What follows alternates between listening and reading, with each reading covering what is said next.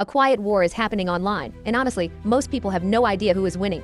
Two platforms are fighting for writers, readers, and control over the future of online publishing. One promises reach, the other promises ownership, but only one can be called the real home for modern writers. And, the truth may not be what most expect. Every writer wants the same thing: a place where their words matter, a place where readers show up, a place where the effort turns into real income.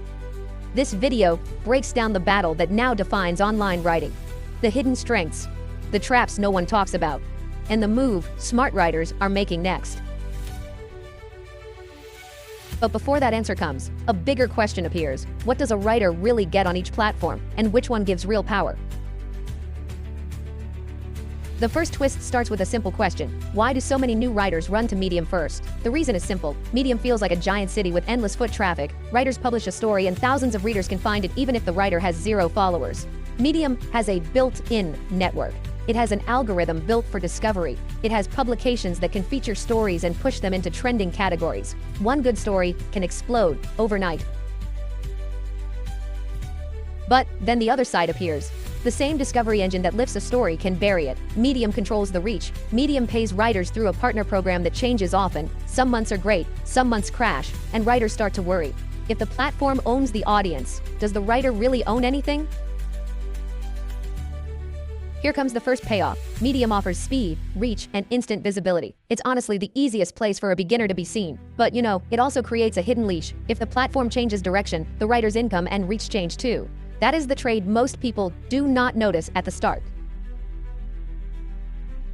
This opens the door to the next question. If Medium is the city with traffic, then what makes Substack rise so fast? The answer is that Substack flips the power. Instead of traffic coming from an algorithm, readers join the writer's email list. That list belongs to the writer, not the platform. It follows them everywhere. The writer controls the relationship. No algorithm in the middle.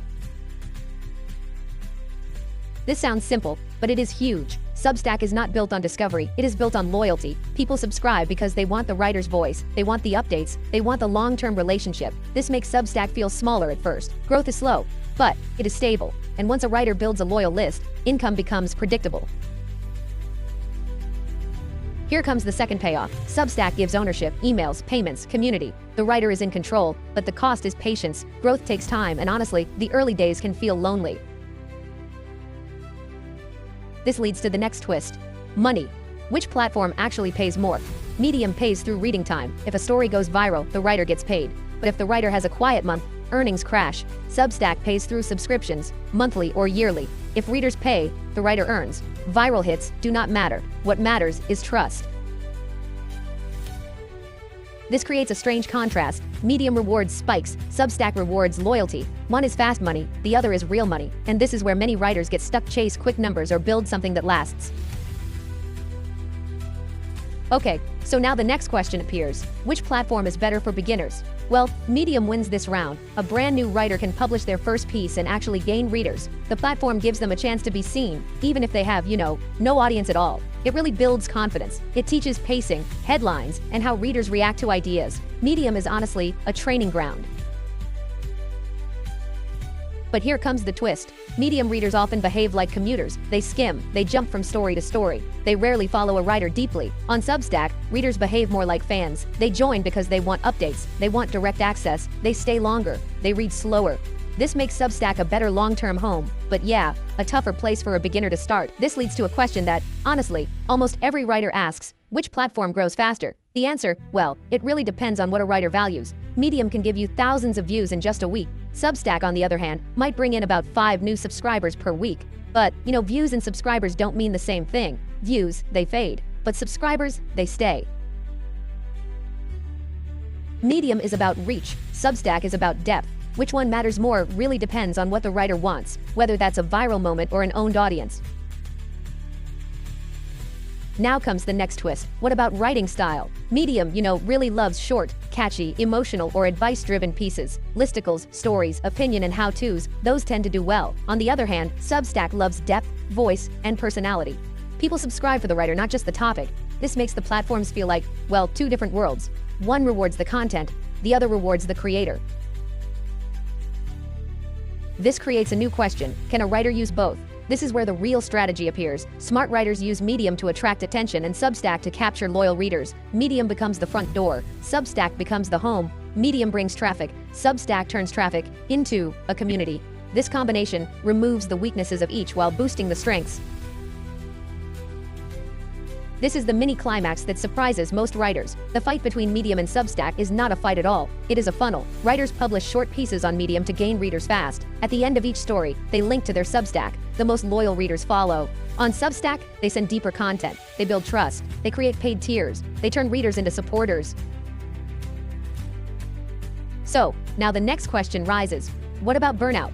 You see, Medium encourages constant posting. More stories mean more chances to trend. On the other hand, Substack encourages slower, deeper posts. Writers can publish weekly or even monthly. The burnout risk is well lower. This makes Substack feel more human. Medium, though, feels like a racetrack. Both have value, but only one supports long life.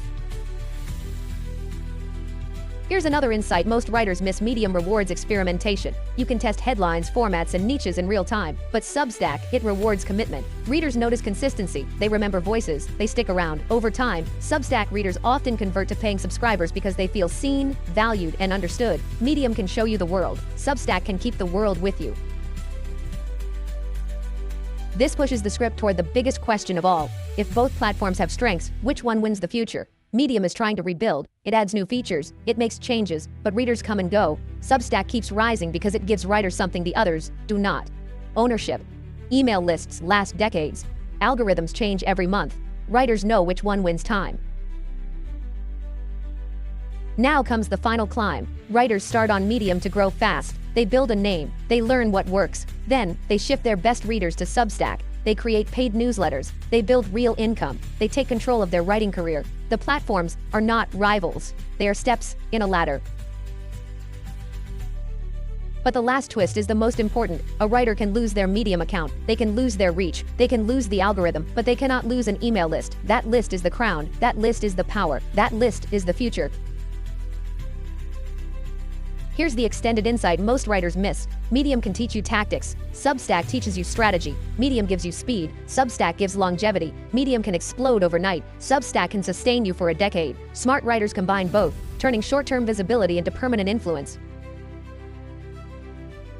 And it's not just about money, it's about freedom. An email list is a direct line to your audience, free from sudden platform changes, algorithm shifts, or policy updates. It is your voice, your terms, your brand. You decide the rhythm of your work. You decide the value of your content. You own the relationship. That is what true independence in writing looks like. The real winner is not Medium. It is not Substack. It is the writer who knows how to use both, who sees the bigger picture, and who builds for the long game. Platforms change, audiences shift, but ownership never goes out of style. If this breakdown helped, hit the like button so more people can find it. Drop a comment about which platform you prefer or which one you plan to try next. And if videos like this keep your creative fire going, go ahead and subscribe. New deep dives like this drop every week.